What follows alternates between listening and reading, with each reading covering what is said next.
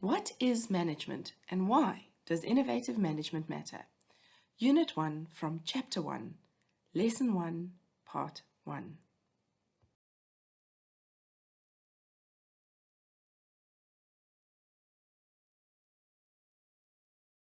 The fast pace of change brings many opportunities and some interesting threats. But what companies have learned is that it is do or die. So innovate or fail. And this can really be seen in the pace of change and the rate of innovation that companies have to sustain in order to be successful. We see some really good examples in the technology industry.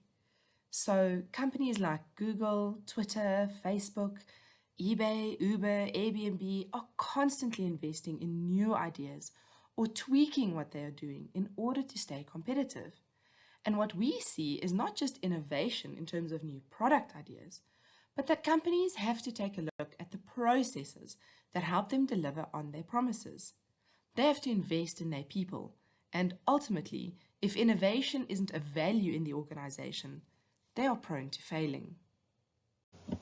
From our perspective and principles of business, we look at management as the parties that are ultimately responsible for ensuring that there is innovation. But management has a much broader responsibility in the organization. They are responsible for driving the organization towards the achievement of their goals. They've got to make sure that everything is being done in an effective and efficient manner.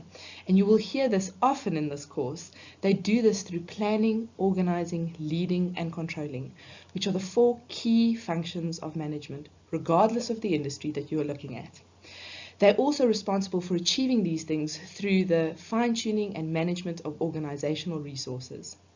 So managers have to get things done through the organization. And what they have to look at is not just the people that they are working with, but also the systems that the organization uses, the environment and context within which all of this occurs. And they are responsible for creating the right systems and the right environment.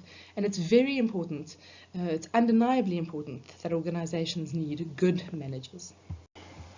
If we look at what managers actually do, we can see that it starts with setting objectives. They have to establish the goals for the group and decide what must be done to achieve them. In terms of organizing this, they need to divide the work into manageable, bite-sized chunks and activities and assign the relevant people to accomplishing those tasks. Once we've assigned people, our job is not done as a manager. There has to be motivation. We've got to create the environment for teamwork. We've got to communicate, and this could be done through an incentive structure, promotions, an explanation of what will happen when goals are achieved, and of course continuous communication to see that we are on track. It's really important to know what success looks like. So we must measure the achievement of the set targets and standards and set them appropriately so that we can see if we've achieved what we've set out to achieve. And the context in which all of this happens is that the organization must develop its people. They must recognize the value of their employees and see them as a resource, as human capital. Let's look at what managers do again, but this time in the context of the process of management, which starts with planning. We've got to select the goals and the ways in which we're going to attain them. This can't be left to chance. We've got to organize our team, so we've got to assign responsibility. Who is accountable for the accomplishment of certain tasks? And then you'll see our motivation and communication comes under the heading of leadership. There has to be a person that takes responsibility for motivating and communicating during this process. And ultimately, we measure the achievement of what we've done and the success of it in the context of our controlling function. So are we on track or do we need to make corrections? All of this happens in a very specific context.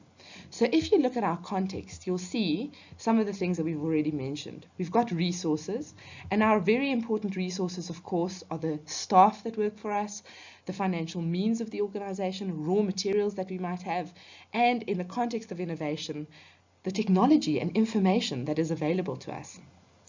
And this has to deliver very specific performance for the organization. Goals that were outlined, certain products or services that the organization wants to deliver, and of course, if we're doing a really good job managing, it should be done efficiently and effectively. The performance of the organization occurs in the context of how it is organized. So just to quickly discuss that it is a social entity. So it's made up of a group of people that are interacting, and they are goal directed. And organizations don't happen by chance. People don't find themselves in a successful, profitable business accidentally. There is an element of deliberately putting the business together, structuring it very specifically to achieve its goals. And you'll notice that we keep coming back to these concepts of being effective and efficient. So if we look at those words that sound so similar, effectiveness is really about whether we are producing something that is desired or delivering the desired result. So are our customers valuing this product or service that we are putting in the market? If we are creating value, we will continue to be in business.